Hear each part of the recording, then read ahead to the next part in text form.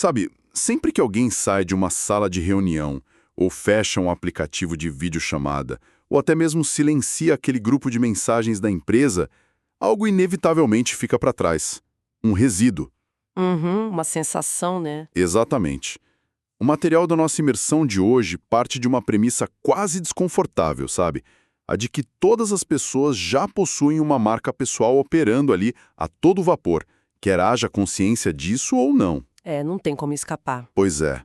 O ponto central dos documentos que temos em mãos, que incluem um guia estruturado de autodesenvolvimento e os apontamentos de uma especialista premiada, a Lina Echeverri, foca num conflito muito moderno.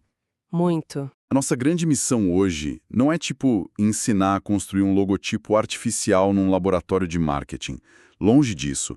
A missão é revelar como cada indivíduo já possui uma pegada no mundo e como assumir o controle dessa pegada.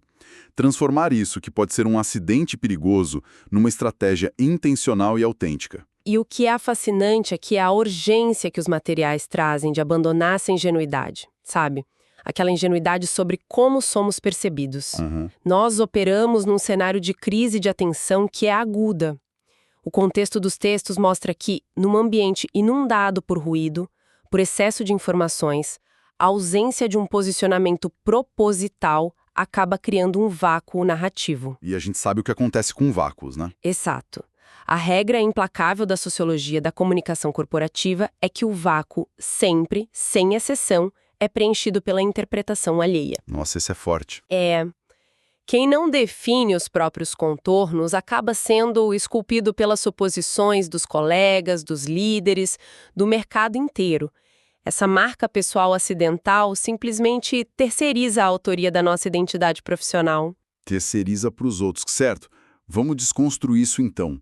Para retomar a autoria dessa narrativa, o primeiro passo exigido pelas fontes atua quase como, um freio de emergência. Um passo para trás. Isso. Antes de tentar projetar qualquer imagem brilhante para o mundo exterior, o material obriga a um olhar profundo para dentro. Não tem estratégia sem fundação. Nenhuma. Tem uma analogia no texto que ajuda muito a cristalizar essa etapa, que é a analogia da sombra. A marca é tipo uma sombra projetada no asfalto. Ela nunca nos abandona. Tá sempre lá. Só que o formato dessa sombra muda drasticamente dependendo de como a luz bate nela, né? E a luz, nesse caso, seriam as nossas atitudes. O objetivo aqui é aprender a controlar essa iluminação. Então os textos propõem um inquérito investigativo estruturado. Que vai fundo nas motivações. Certo, muito fundo. Pergunta coisas do tipo: quais valores inegociáveis ditam as decisões no dia a dia? Como esses valores transbordam e alteram o clima do ambiente ao redor? Quais traços trazem autenticidade de verdade? E a investigação desce para a camada de comportamento empírico quando aborda os papéis assumidos em dinâmicas de equipe. Como assim? Tipo, perceber se a inclinação natural de alguém numa crise é atuar como o apaziguador, aquele que reconstrói pontes, ou como o executor frio que foca só na planilha. Isso fornece dados reais. Ah, entendi. O documento não pede uma reflexão abstrata. Ele exige o rastreamento de padrões históricos de reconhecimento. Analisar pelo que fomos elogiados ou criticados ao longo da vida cria um mapa estatístico da nossa conduta. E tudo isso converge para a pergunta que o próprio guia classifica como a mais difícil de todas. Que é quem é você? Exatamente. Quem é você? Mas olha, eu tenho que fazer o papel do advogado do diabo aqui. Exigir que um profissional, que muitas vezes já está exausto, focado puramente em ganhar atração no mercado, responda uma pergunta com esse nível de peso existencial, não é meio que um desvio de rota? Você acha filosófico demais? Totalmente. Um inquérito do tipo quem é você não carrega uma carga excessivamente filosófica para um plano de ação de negócios? Como é que a gente evita uma crise existencial e mantém o foco em gerar resultado prático na carreira? É uma preocupação válida. Mas a filosofia, neste ponto da estrutura, é usada estritamente como uma ferramenta utilitária. Tá, me explica isso melhor. O guia não está buscando o sentido universal da vida. Ele quer destilar a essência operacional do indivíduo. Quando os materiais exigem esse rastreamento de elogios e de dinâmicas de grupo, O objetivo é transformar traços de personalidade em métricas de posicionamento. Métricas de posicionamento. Isso. Se os dados levantados demonstram que uma pessoa é repetidamente procurada para organizar o caos quando um projeto sai dos trilhos, bom, essa é a resposta mercadológica para o quem é você. É a fundação do produto. Exato. Tentar construir uma presença online sem essa ancoragem em dados concretos sobre a própria identidade é o que gera aquelas personas corporativas robóticas, sabe? Aquelas que não sobrevivem ao primeiro teste de estresse da vida real. Nossa, faz todo sentido. O que resolve o medo da paralisia e entrega um alicerce ancorado na realidade. Mas ter clareza sobre quem está projetando essa sombra resolve só a metade da equação, certo? Com certeza, a marca não existe no vácuo. Pois é, o foco precisa mudar para quem está do outro lado observando essa sombra. O segundo passo é analisar a audiência e o contexto. O guia faz questão de sublinhar que a comunicação no ambiente online obedece a uma arquitetura fundamentalmente diferente do offline. E essa diferença exige um mapeamento meticuloso. O texto propõe uma decodificação dos códigos do ambiente. É tipo se vestir para um evento. Imagina que uma pessoa tem um estilo incrível, super autêntico.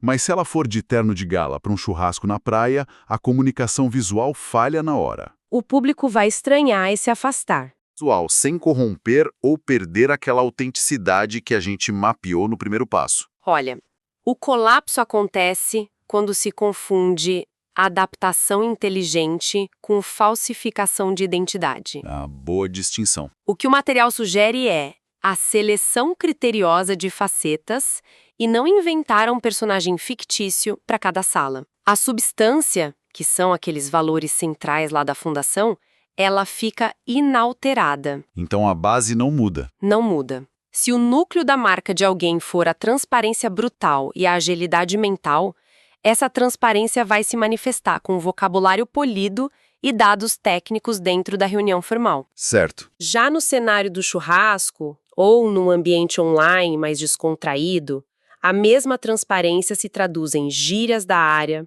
um humor mais rápido, uma postura relaxada. O invólucro da mensagem se curva às regras do ecossistema, para não gerar atrito com a audiência. Mas a espinha dorsal não muda. A leitura da sala serve para entregar a essência no formato mais digerível possível, então. Resumiu perfeitamente. Maravilha. Então, com a fundação e a leitura de sala resolvidas, as fontes nos empurram para a execução. Conhecer a si mesmo e ao público é só a teoria. A estratégia é a ponte que liga os dois lados para gerar resultado. É o motor de arranque. Isso. É hora de definir objetivos claros, tipo o que se deseja alcançar depois da apresentação pessoal, e também os meios para chegar lá.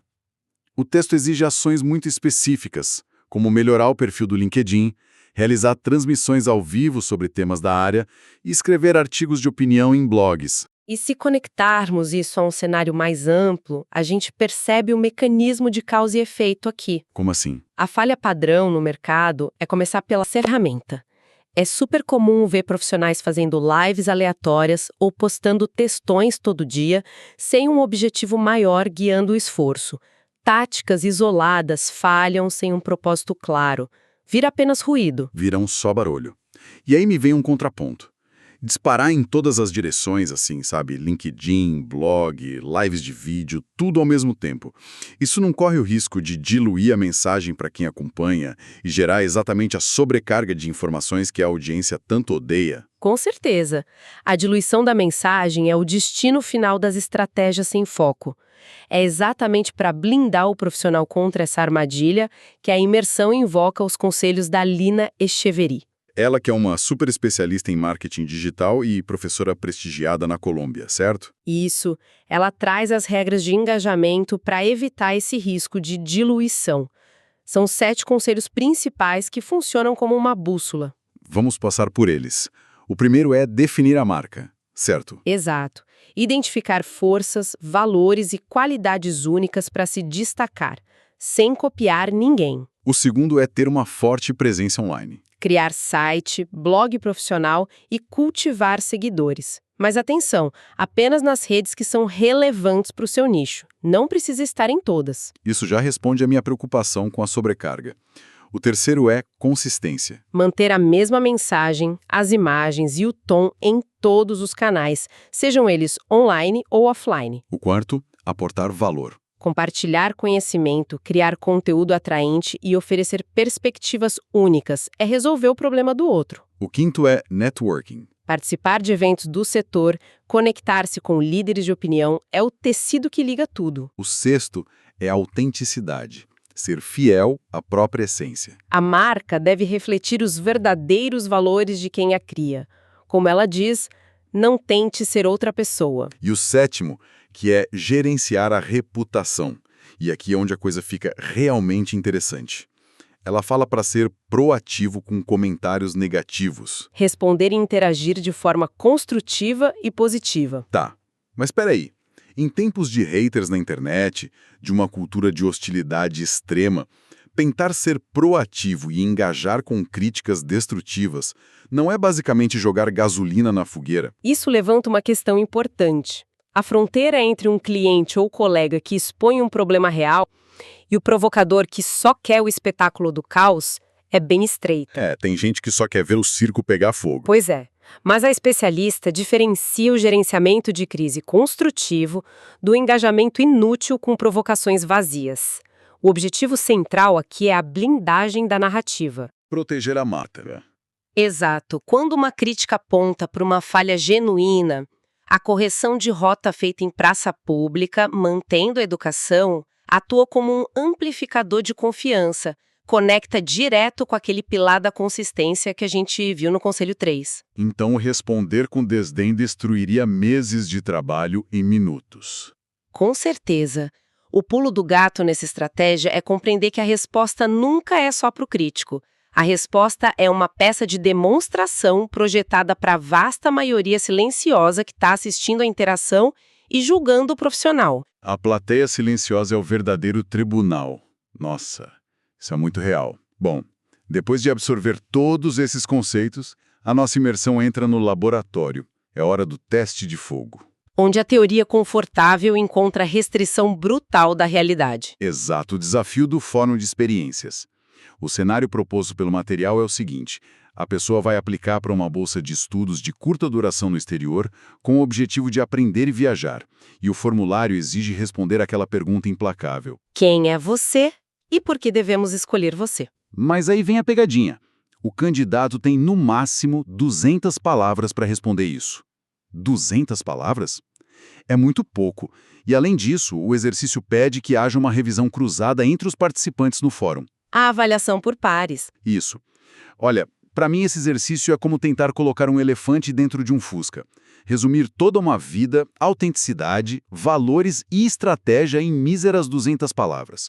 E aí eu pergunto, como equilibrar aquele conselho de aportar valor com um conselho de ser autêntico quando o espaço é tão minúsculo que praticamente empurra a pessoa a usar clichês corporativos robóticos? A reação instintiva diante da falta de espaço é mesmo buscar o atalho dos jargões.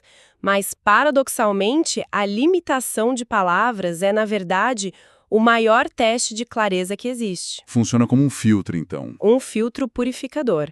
Quando o papel aceita 2.000 palavras, a falta de foco se esconde fácil atrás de histórias secundárias. Sobre o limite extremo das 200 palavras, cada frase precisa justificar a própria existência ali. Essa pressão força a eliminação das frases de efeito genéricas, tipo, sou movida a desafios. Ninguém aguenta mais ler isso. Ninguém. Esse limite força a pessoa a escolher a única vantagem competitiva inegociável que define o perfil dela. E sobre a revisão por pares, o peer review, tem um valor imenso aí. Qual a mecânica por trás de validar isso com os outros no fórum? A marca pessoal não existe até ser validada por outra mente. Quando os colegas julgam as suas 200 palavras, eles te devolvem a prova social.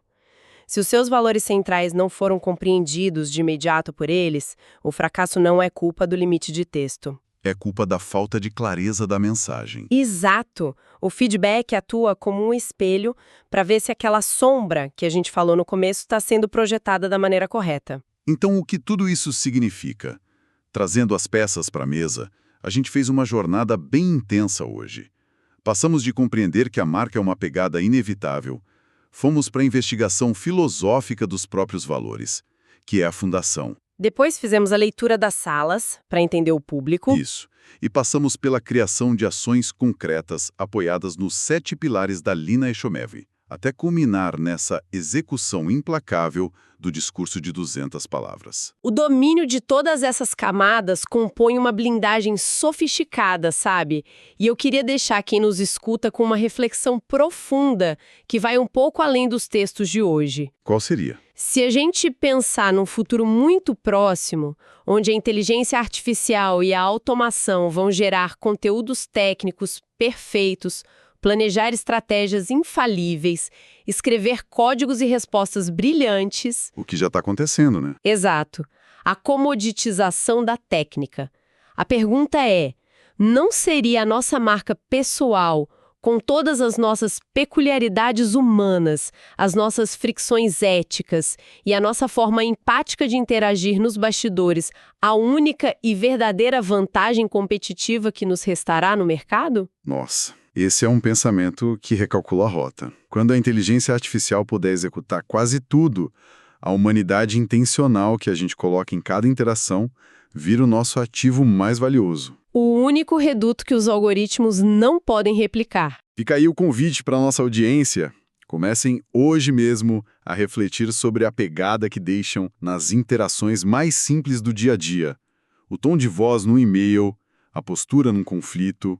Agradecemos demais a companhia de quem nos acompanhou até aqui nessa imersão. Um grande abraço a todos e que a atenção sobre a marca que vocês deixam no mundo se torne uma prática diária. Até a próxima!